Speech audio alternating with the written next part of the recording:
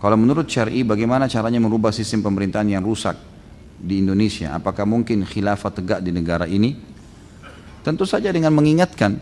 Yang perlu kita tahu dulu teman-teman sekalian, ini selalu saya jadikan sebagai prinsip pribadi saya dalam memperbaiki kesalahan teman-teman siapapun yang saya temuin.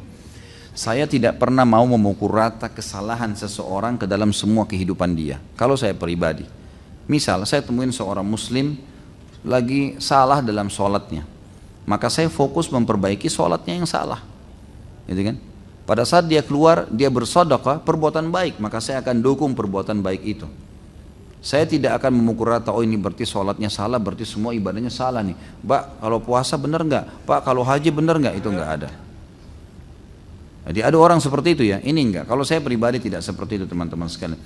Jadi pemerintah kita ini, pemerintahan kita ada yang baik, ada yang salah kan. Yang baik kita dukung. Sesuai dengan hukum Allah kita dukung. Dukung apapun itu, kita doakan pemimpin dan seterusnya. Yang tidak sesuai dengan syariat itu yang kita larang. Kalau saya melihat sederhana sebenarnya. Banyak hal-hal yang sesuai dengan agama seperti kaum muslimin dibiarkan beribadah, orang-orang non muslim juga beribadah.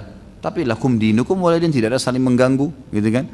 Itu kan memang seperti itu terjadinya. Nabi SAW kalau masuk pasukan jihad dan menang, beliau melarang untuk merusak tempat ibadah. Dan setelah masuk pasukan muslimin, konsep ayat Al-Quran la ikraha fiddin berlaku. Tidak ada paksaan dalam menganut agama Islam. Makanya setiap pasukan muslimin yang sudah masuk, tidak ada istilahnya mereka kalau tidak masuk Islam dibunuh, nggak ada. Ya udah, kalau mau dalam agamanya silahkan. Yang penting hukum Islam yang berlaku, hukum Allah yang berlaku. Seperti itulah. Ada banyak teman-teman kita kalau ngomong subhanallah seperti air yang mengalir dan tidak ada, tapi air tidak ada kerannya nih, bocor gitu ya. Jadi kalau ngomong ini negara kafir nih, togut, perangi aja. Ini begini, ini begitu, ini begini. Ini seperti dia bisa jadi pemimpin ya. Dikira gampang. Coba mimpinin istri aja deh sama anak, bisa nggak? Sama istrinya aja sudah sering bertengkar, sudah sering ribut, terus mau bicara masalah negara ini bagaimana? Kalau ada yang salah teman-teman kita ingatkan, kalau ada yang benar kita dukung. Insya Allah orang kalau seperti ini polanya kita sampaikan, mereka akan bisa menerima. Tapi kalau kita pukul rata semuanya orang salah, maka nggak boleh ini, gitu kan? Allahu alam. Tentu saya lihat ada cara, tentu banyak cara memperbaiki negara kita dengan cara mungkin diingatkan. Apalagi kalau pemimpin-pemimpin kita ini memang mau ya membuka diri untuk bisa menerima hukum syar'i dari para ahlinya. Mereka mendengar, mereka belajar. Dari sisi lain kita juga berusaha untuk menyampaikan kepada mereka pesan-pesan sambil mendoakan, insya Allah akan bisa. Tentu tidak bisa sepintas ya membolak-balikan tangan, tapi insya Allah ya tetap tidak ada kata-kata putus asa dalam agama.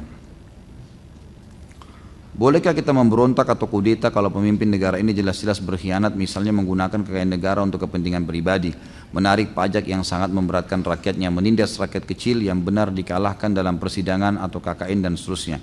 Yang saya tahu hadis tetap jelas, tidak boleh. Memberontak tidak boleh. Kata Nabi SAW, waktu para sahabat bilang, nanti akan datang pemimpin setelahku yang kalian tidak suka keputusannya, dan ada yang kalian suka. Ya.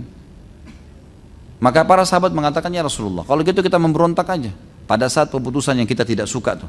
Kata Nabi SAW, tidak boleh selama mereka tidak larang kalian sholat. Tolak ukurnya sholatnya. Lalu bagaimana kalau seandainya ada kezaliman? Nabi SAW mengatakan juga, taatilah, patuhilah, walaupun punggungmu sampai dipukul, gitu kan. Jadi dilarang oleh Nabi SAW untuk memberontak karena memang masalahnya lebih besar kalau tidak memberontak, gitu kan.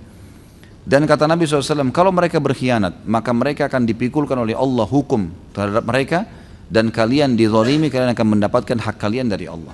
Dalam hadis yang lain, kata Nabi SAW, riwayat Hakim juga dengan sanad yang sahih.